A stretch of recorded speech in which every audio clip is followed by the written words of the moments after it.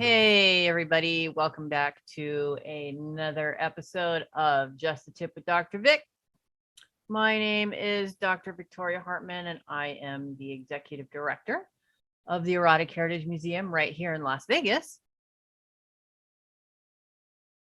Did everyone have a good holiday? I had a great holiday. I got to spend it with family, and my phone went off all day, and like some of the most important people in my life I got to connect with, and it was really awesome. So I hope it was awesome for you too. And I'd actually been wanting to do this video for, oh gosh, almost a week now, but with the holidays and everything, I was prioritizing that. But we are going to talk about some fascinating research today.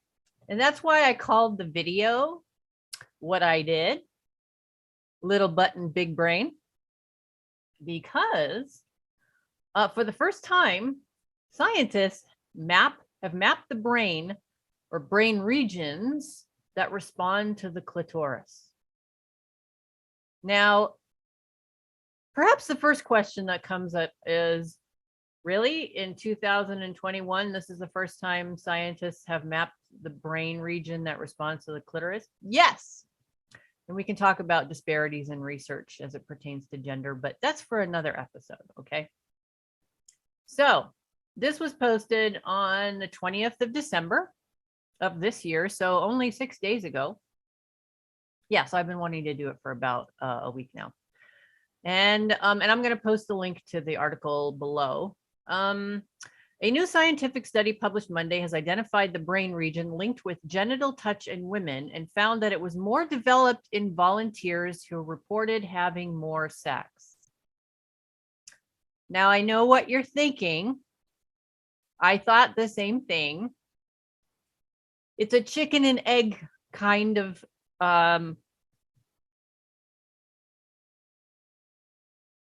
challenge, consideration. Are people who have more sex developing that brain region more, and then it's more responsive and they have more sex? Or is it already more responsive and that motivates people in having more sex? All right, let's dig into that, okay? The research involved stimulating the clitorises of 20 adult females while their brains were scanned using functional magnetic resonance imaging, or fMRI. The researchers clarify that the paper, published in the journal Neurosci, does not answer questions like whether having a larger area devoted to genital stimulation makes women more sensitive to touch.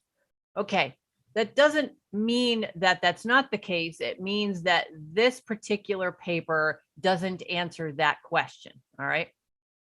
It also doesn't tell us whether having more developed brain region devoted to genital touch prompts more intercourse, or whether more intercourse expands the region, like working out a muscle. Okay.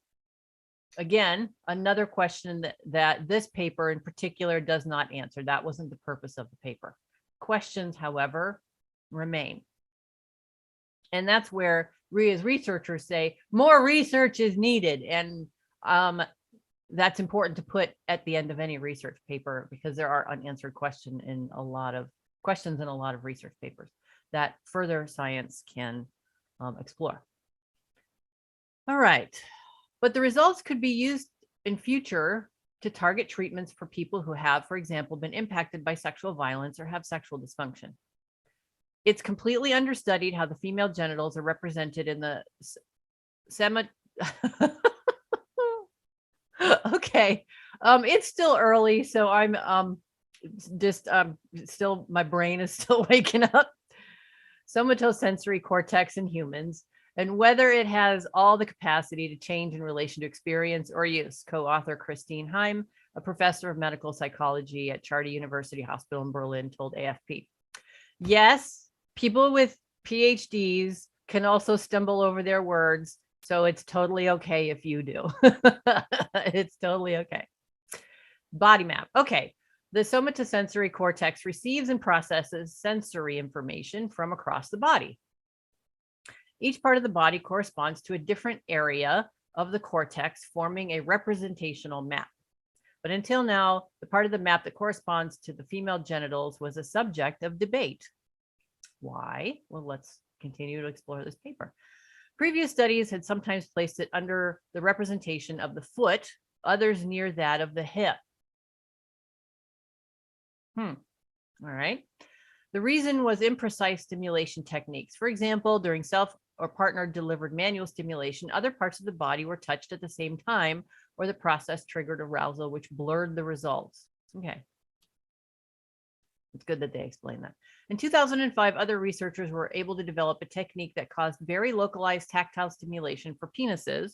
Okay, so remember what I was talking about earlier with the disparity in research? In 2005, there was already a focus on penises and where, stimulation affected the brain and so forth. We definitely need to do better in research to look at female genital response. And I've done a lot of episodes already on, the hypotheses of, or theory of low desire and cisgendered women partnered with men, and the topography of the clitoris and the vulva and vagina and so forth. So it is getting better. So I want to make sure I state that it is getting better. But we can continue to do better as well. All right. Allowing them to find the precise region devoted to this area in males.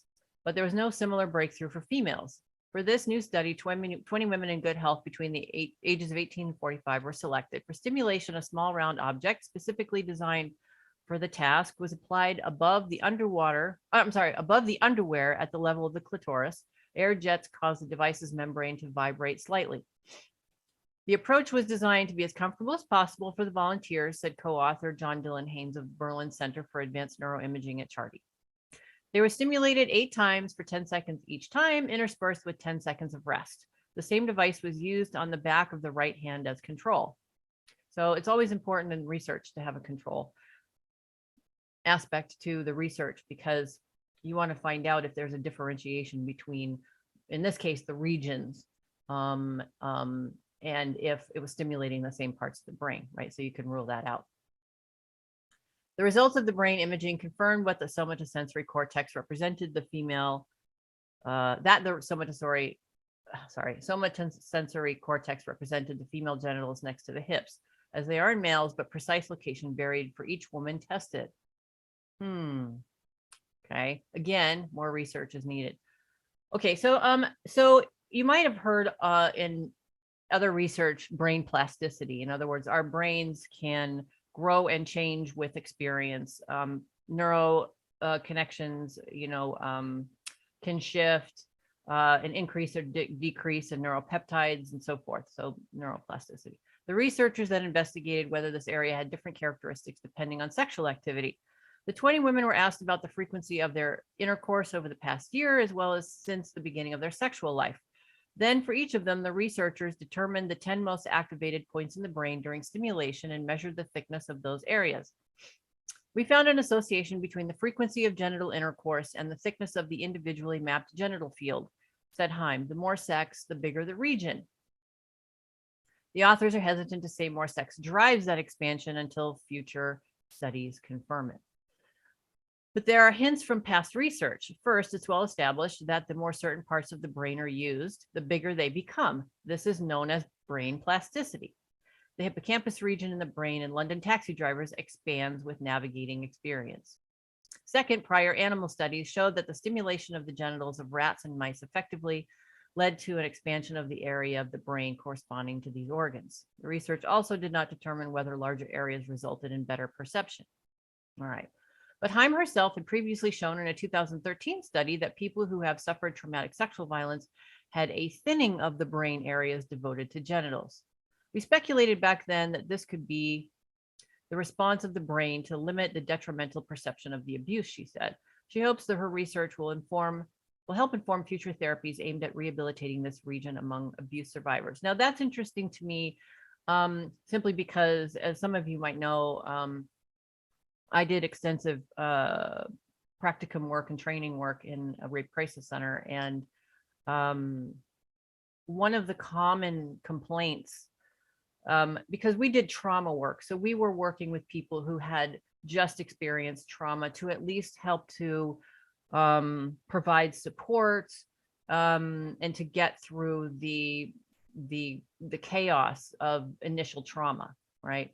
But we didn't take the support any further. The way that the crisis center was funded was for crisis. Okay, so once we got folks who came in and had experienced recent trauma, once we got them out of crisis, the funding dried up. We couldn't actually provide like sexual therapy or sexual therapy services, or rehabilitation, sexual rehabilitation services. We weren't funded for that. And that was a common complaint amongst folks who were, graduating from the program there, was, they were dealing with sexual dysfunction. Actually, there was one person who complained that before they could even get to a place where they could have intercourse with someone, they would involuntarily urinate all over themselves. And we're really struggling with that and trying to find therapeutic services for that problem, and just couldn't. So I think this research is helpful in a number of ways. If we can, since we know now that that part of the brain thins as a response to sexual violence, there can be therapies developed in order to help survivors of sexual trauma, recapture and rediscover their own sexual expression and enjoy sex again. So, this is an interesting paper for a number of reasons, and I'm fascinated by that they, found this very specific part of the brain. And I would be curious to find out if it's a result of brain plasticity, or if the brain was already, if it's predisposed in that region to be more receptive or more perceptive. And that's why, in this case, women have better responses to stimulation. So it was fascinating on a number of different levels. And so I wanted to share that today. I'm not quite sure what I try to just respond to things that spark my interest, or that people send in to me that they request that I do an episode on. I'm going to do quite a few this week, because like I said in the last episode, Omicron canceled production temporarily, or suspended production of the reality show temporarily. So I'm going to try to get caught up and maybe even get ahead on some Just a Tip videos. So if you have any thoughts, P.S. One of the videos on my channel, on my Sex Nerd channel, crossed 11,000 views. So thank you so much for your continued support of my channel. I do this for fun. I'm not making any money on it.